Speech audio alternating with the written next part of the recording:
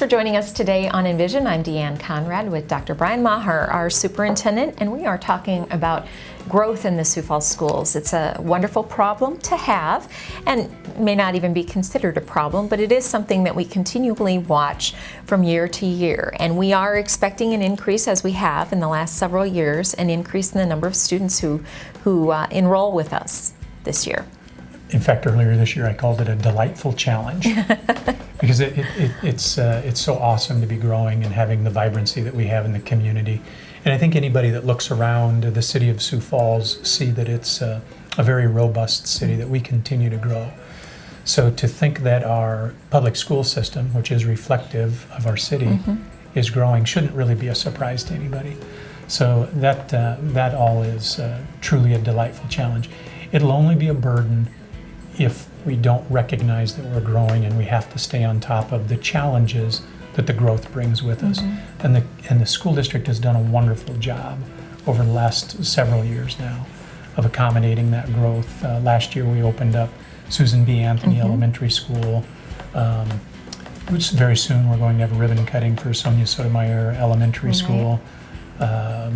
We added New Tech High School not too many years ago, CTE Academy not too many years ago. So we've done a number of wonderful things to accommodate the growth in our city, and we're going to have to continue to look at those things and figure out what solutions are best for our city. Right, monitoring those classes as they come up. It's always difficult. We can do projections, and there's a mathematic calculation about how we can figure out what the projected numbers are going to be, but until we get students in the seat and then see them progress through the grade levels, it's never really a sure thing. But we do pay attention to, a couple of years ago, I know it was 5-6 years ago, we talked for several years in a row, this is the largest kindergarten class we've had, in the Sioux Falls School District. And so those kids are getting up to the middle school grades now, and we're going to see some of that progression. You bring up a great point. Somebody asked me, well, where's our growth? Well, it's from the bottom up. As a city, we continue to grow. We have more families, we have more young families, we have more toddlers and infants. And one of the things that we've found over time is those toddlers and infants, they grow into 5-year-olds and 6-year-olds and 7-year-olds.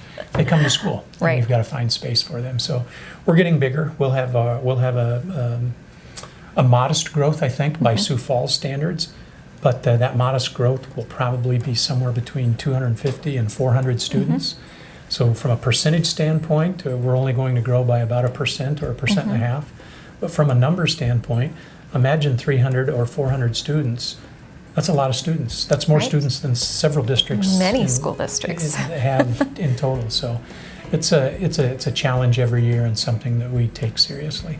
And looking at that down the line, what will that incorporate? What will we have to do in terms of that long-term planning? Let me give you a statistic that says something's got to change.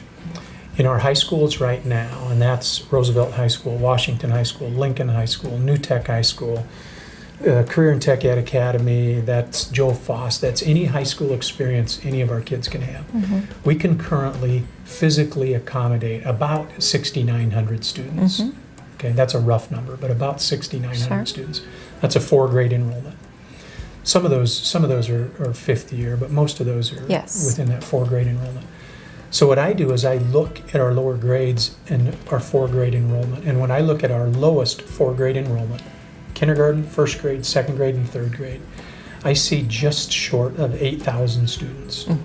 So we have 6,900 available spaces. We have 8,000 students. We have 1,100 students that have to go somewhere.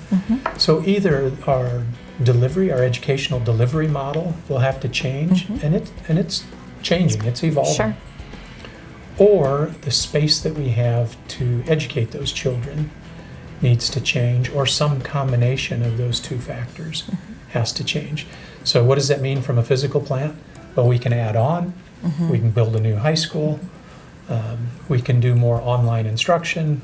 I think what we really need to do is look at all those options, do our due diligence as a school district on that research, and then put those options in front of our community and say, what do you think?